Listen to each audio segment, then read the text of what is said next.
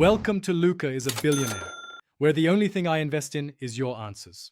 You start by confirming accounts and updates. Sign into the adult Microsoft account on account. Microsoft.com, then add or verify the child account under Family. Once done, make sure the Xbox is updated to the latest system software so parental controls sync properly. Next, add a payment method to the adult account and choose the Game Pass plan you want. This prevents interruptions. Doing these prerequisites now saves time and lets you focus on configuring content, screen time, and purchase limits shortly. You purchase Game Pass on the adult account, either directly on the console, via Microsoft Store, or redeem a code.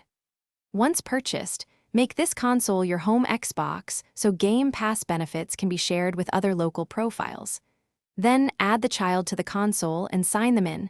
Make sure they're listed in the same Microsoft family group. These steps give the child access to the subscription while keeping the adult account in control of purchases and billing, crucial for enforcing spending limits.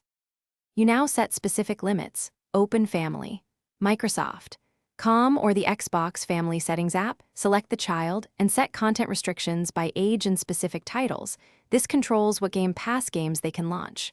Once done, configure screen time schedules and require adult approval for purchases so accidental charges stop. Finally, test by signing into the child profile and launching a permitted game. If a restriction blocks access, check account memberships, home Xbox status, and that the child's profile is under the same family group.